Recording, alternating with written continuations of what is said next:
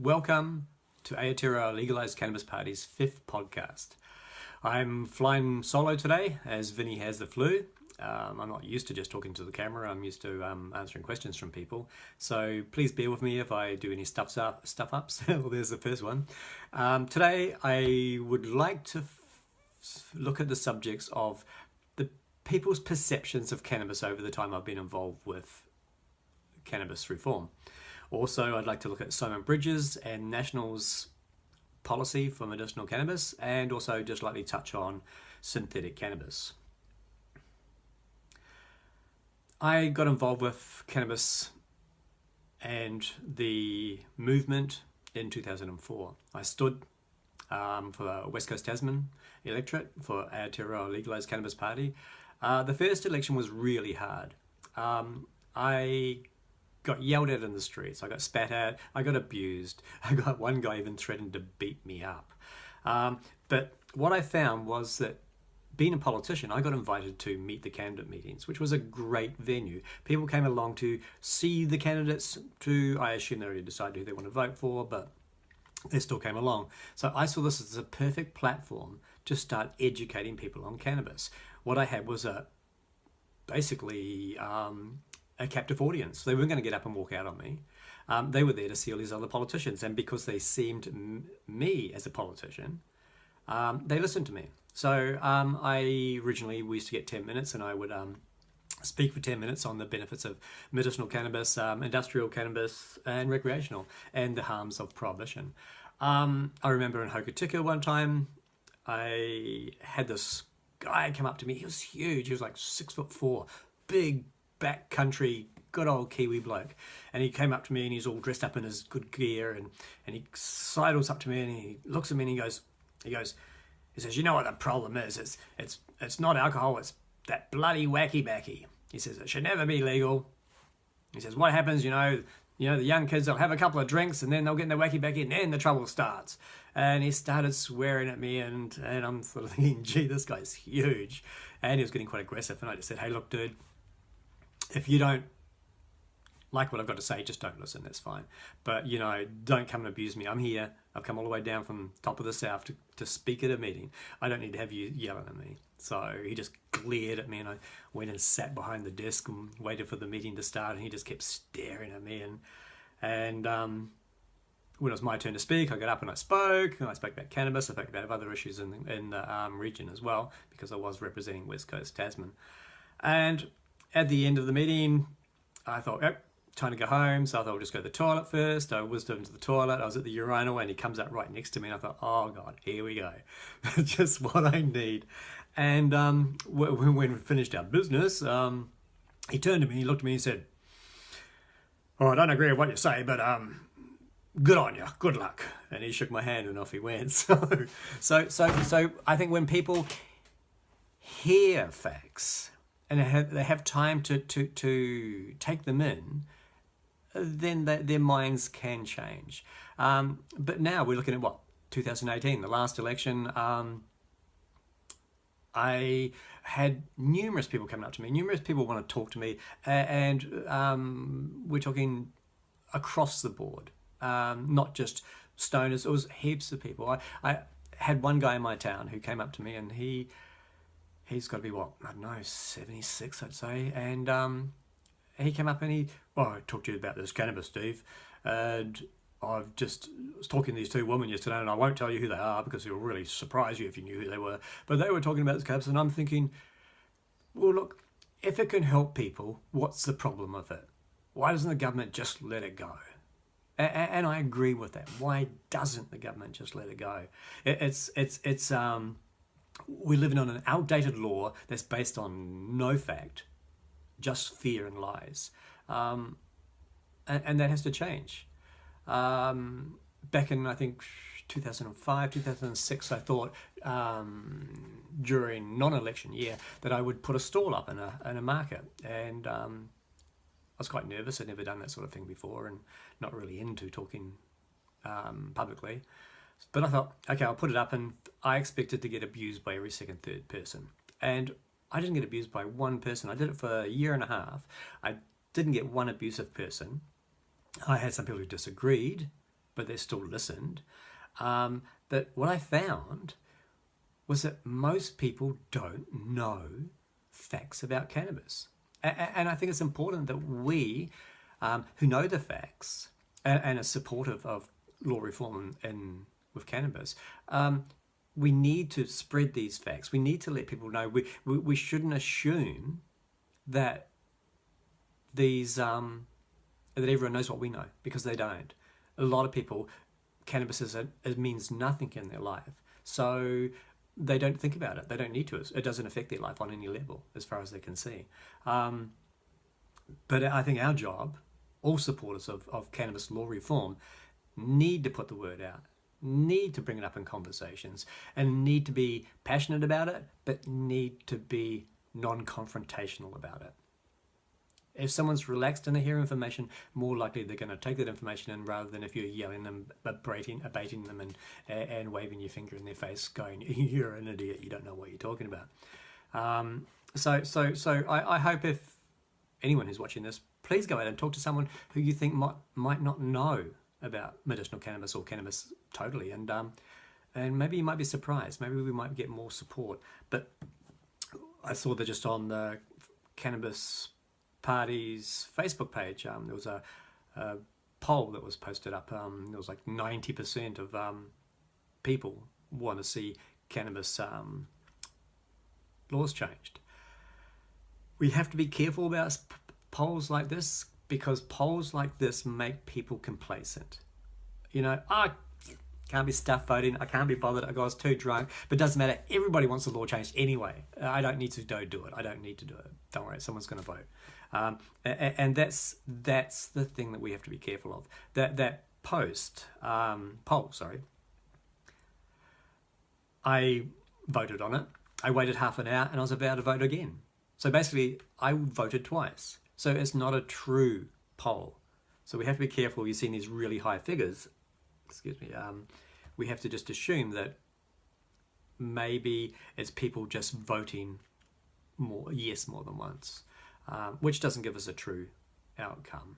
I think it would be quite nice if Aotearoa Legalise Cannabis had the funds, and I look out to all you people there, that we could actually pay for a poll ourselves, a phone poll, and actually get a real sense of what New Zealanders want to see with cannabis. I think it's an important thing for us to do something like that. Talking about Simon Bridges. Simon Bridges is a politician. Simon Bridges, being a politician, means he doesn't really care about everybody. He cares about people who vote for him. He cares about people who's invested in him. That's who he cares about. Because he's blocking basically Labour's medicinal bill, which is basically useless anyway, saying that he's got a better useless bill, means he doesn't care about the people. It means he has no compassion, because cannabis shouldn't be politicized. It's a health issue. It's a people's issue. It shouldn't be politicized. If you have compassion, if all parties had compassion, they should all come together and make this law change as fast as possible. And they can do that. But no, they're more interested in, look at me, I'm doing this because yours is not good enough. And it's just stupid. There's no sense or reasoning behind it except politicking. And the sad thing is, we here in Aotearoa Legalise Cannabis Party, we have to play within this political game. And we're not politicians. We're concerned citizens. We do what we do because we can see a huge wrong, and we can see the effects it has on our society, and we can envision how our society could be if cannabis was free and legal. When I say free, I don't mean free to get unless you grow it yourself. But you know what I mean. So I say, Simon Bridges, you've been a simple Simon. Use your brain, work with Labour, work with the Greens, work with New Zealand First, work with all the parties, and push forward a regulatory scheme that's going to benefit this country. I mean, we have companies that are talking about making a $160 million industry out of selling medicinal products to overseas. The interest is not about allowing New Zealanders to benefit from this. If that was the case, all people would be talking about was be allowed people to use raw cannabis plants, because you can get the same effect from using this raw plant. You don't need to spend thousands and thousands or tens and 20 thousands of dollars making a product, when just taking the plant itself, you can get that effect. It's just ridiculous. It's just greedy people making money and not caring about the people. The other thing I just had to likely touch on, there was an article Friday morning about synthetic deaths, synthetic cannabis deaths. I don't like using the word synthetic cannabis. Basically what it is, or was, or could be, is synthetic THC, but most likely and more than likely it's not. It's just a chemical concoction in a liquid form that's sprayed on plant matter, which is then smoked. There's no safety in it. People are dying, and the government's doing nothing about it.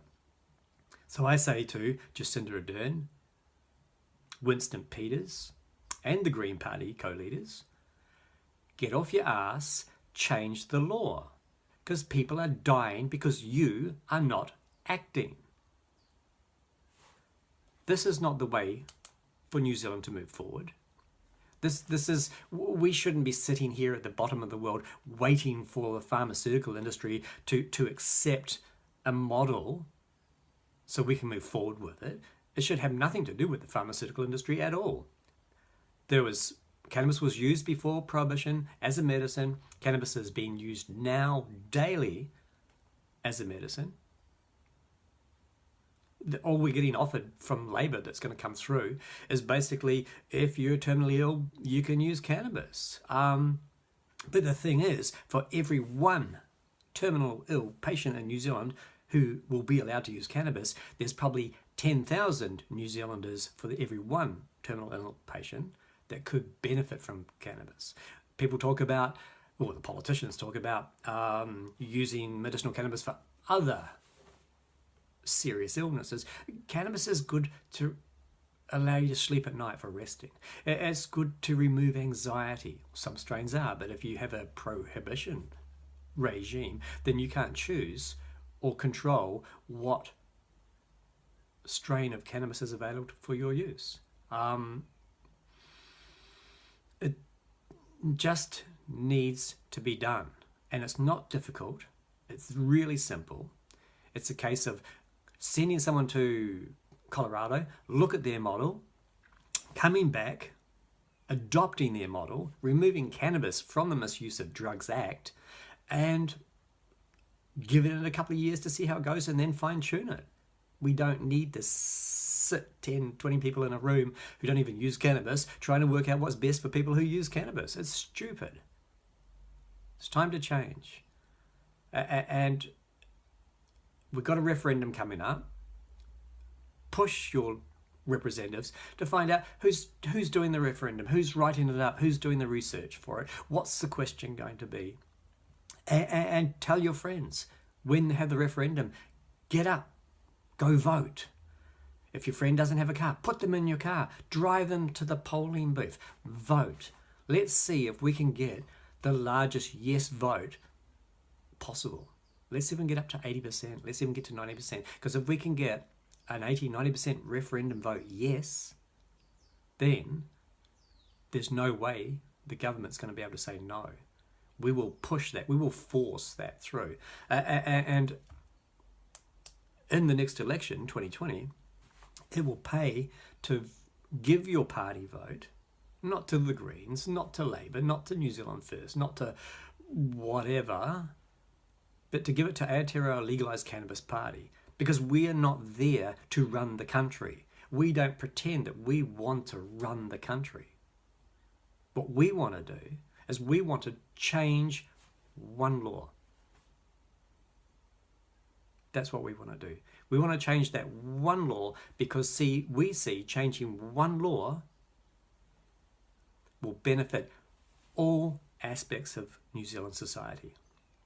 I've thought about it, and I can only see one loser in this, and that would be gangs, because suddenly their market disappears. Because why would you buy a shitty little tinny from a hole in the wall when you can go down to a registered outlet and take your choice of strains of indica or sativa? You can choose what you want. And what we have is the government tries to cloud the issue, cloud the debate by saying that we need to get pure, good quality material for products. All cannabis is medicinal if it's regulated, because all different strains and parts of the plant have different, different sorry about this, it's probably my second or third mistake, different properties. There's the word I was looking for. Different properties. And you don't need to have guys in white coats to extract those properties. Those properties just are in the plant. And the thing being, it's a holistic medicinal plant, which means with over 60 compounds in that plant that have medicinal benefits, sometimes it's best to take the whole plant rather than just taking a small aspect of that plant for what you need. But under prohibition, nothing. We can't do a damn thing. All we can get is a shitty little tinny, which is way overpriced, from a hole in the wall.